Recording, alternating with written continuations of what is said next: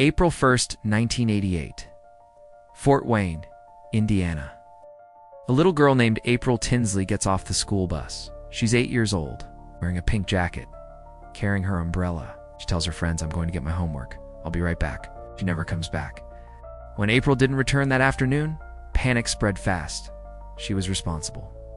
Loved school. She wasn't the kind of kid to run away. The entire community joined the search. But 2 days later, a jogger found her body in a ditch 20 miles away. April had been abducted, sexually assaulted, murdered. She had also been dressed again, as if the killer felt ashamed. Police found one clue: a used condom near the scene.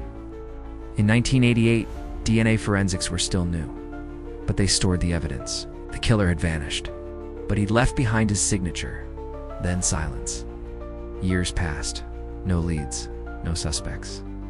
Until 4 years later, something horrifying happened. In 1990, a message was found spray-painted on a barn near the crime scene.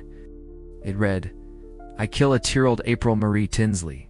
I will kill again." Then more silence, till 2004. 14 years after the murder, families in Fort Wayne began finding strange notes. Left in their mailboxes?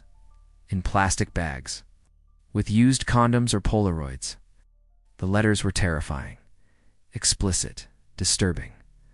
One read, "Hi honey, I've been watching you. I am the same person that kidnapped and raped April Tinsley. You're my next victim." The notes were signed, "Your secret lover." Police now knew April's killer was still alive, still in the area, still hunting. But they still didn't know who he was. The case went cold again, till 2018, 30 years after April's murder. Investigators tried something new: genetic genealogy. They uploaded the killer's DNA into a public database and built a family tree. It took months, thousands of hours, but it led to one man, John D. Miller, 59 years old, living in the same county where April had vanished. He had no criminal record. He looked ordinary. Police pulled his trash, found used condoms. The DNA was a perfect match. When they knocked on his door, they asked, "Do you know why we're here?" He looked down and said, "April Tinsley." He confessed immediately, told detectives he had abducted April, taken her to his trailer, then panicked and killed her. He said he wrote the notes because he wanted to relive what he did.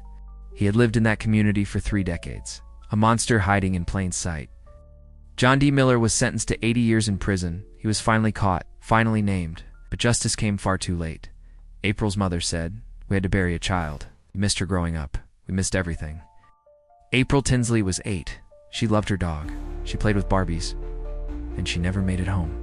This isn't just the story of a murder. It's the story of what happens when a community refuses to forget. When science catches up to evil, and when justice, even if it takes 30 years, still knocks on the door. This is The Final Hour.